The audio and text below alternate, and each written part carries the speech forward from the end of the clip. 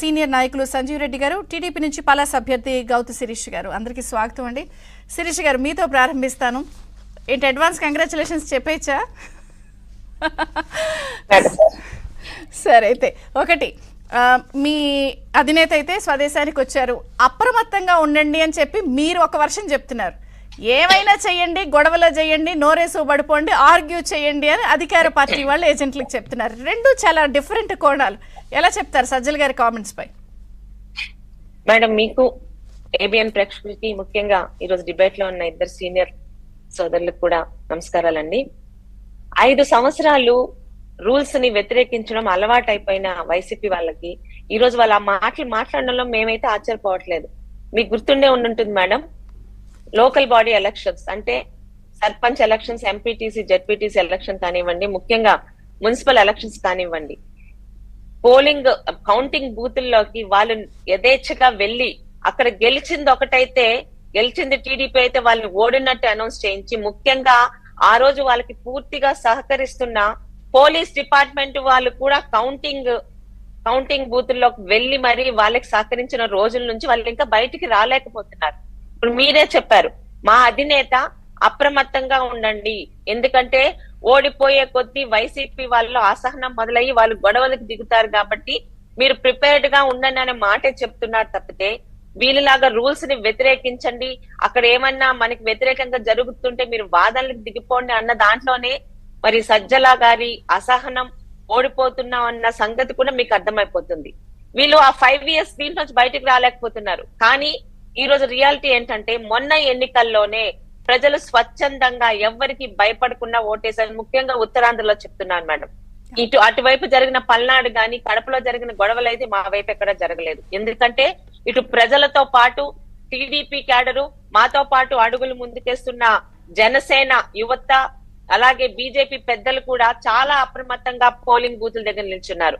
1-2 దగ్గర ఈ వైసీపీ నాయకులు పిచ్చి వేషాలు వేయాలని ట్రై చేసినా కూడా మాకన్నా ముందుగానే ఆ రోజు పోలీస్ డిపార్ట్మెంట్ రియాక్ట్ అయింది. దీన్ని బట్టి మీకు అర్థమవుతుంది. 2 పోలింగ్ కౌంటింగ్ బూతుల్లో గొడవలు చేయమని అంటున్నారు. ఫస్ట్ మీరు అన్నట్టు పోస్టల్ బ్యాలెట్ బయటికి రాగానే ట్రెండ్ అర్థమవుతుంది మేడం. ట్రెండ్ అర్థమయ్యాక ఇటు అధికారులు కూడా సంసిద్ధమవుతారు. ఒకవైపు వైసీపీ వాళ్ళు ఓడిపోతున్నామన్న బేజారుతనం, వాళ్ళకి భయం మొదలైతే టీడీపీ, జనసేన, బీజేపీ కాడల్లో గెలుస్తున్నా ఉన్న ధైర్యంతో వాళ్ళు పిచ్చి పిచ్చి వేషాలు వేస్తే పోలీసుల దాకా అవసరం లేదు, ఇటు క్యాడరే ఎదుర్కొంటారు.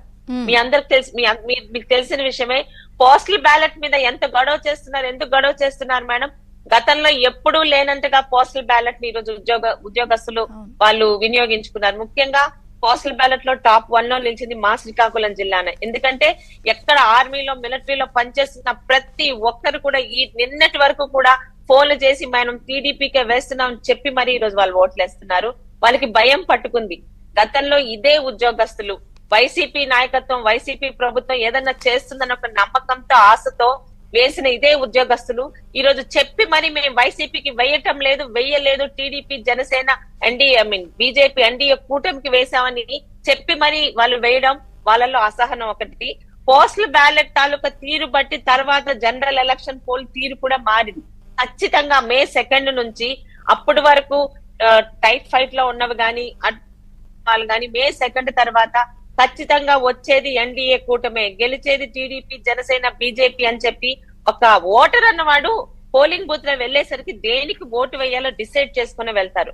మా దగ్గర కూడా అక్కడక్కడ ఇబ్బందులు కలిగాయి. ముఖ్యంగా స్వయాన మంత్రివర్యులే పోలింగ్ బూతుల్లోకి వెళ్లి అక్కడ క్యూలో దగ్గరికి వెళ్లి, అమ్మ మాకు ఓటేయండి, మేము చాలా చేశాం కదా అని ప్రతిమాలయ సిచ్యువేషన్స్ కనిపించాయి. వాటిని మేము ఎదుర్కొన్నాం. పోలీసులు కూడా మాకు అండగా నిలిచి ఆయన్ని కూడా బయటికి పంపించారంటే ఇవన్నీ వాళ్ళల్లో చేజారిపోతున్న అన్న భయం కనిపిస్తుంది. ఇంతకు ముందులాగా గూండాయిజం చేసి గెలవాలని ప్రయత్నం కూడా కనిపిస్తుంది. కానీ రోజులు ఆ రోజులు కావు. ఈ రోజు టీడీపీ, జనసేన, బీజేపీ, ఆల్ఎల్స్ మిగతా కాంగ్రెస్ గాని ఎవరైనా ప్రజాస్వామ్యంగా ఎన్నికల్లోని పోటీ చేయాలి, ఎన్నికలు జరగాలని ఆలోచించేవారు, వారితో పాటు ఈ రోజు ప్రజాస్వామ్యంతో ఉండాలనుకున్న అధికారులు కూడా రేపు ఉదయం కట్టగట్టుకొని వీళ్ళకి ఎదుర్కోవడానికి ఉన్నారు తప్పితే సజ్జల గారు చెప్పినట్టు ఎక్కడ జరగబోదు. రైట్. కాంగ్రెస్ నాయకులు సంజీవ్ రెడ్డి గారితో మాట్లాడదాం. సంజీవ్ రెడ్డి గారు, మీకేమనిపిస్తుంది? నోరేసు పడిపోండి, రూల్స్ గీల్స్ ఏం జాంతానాయి,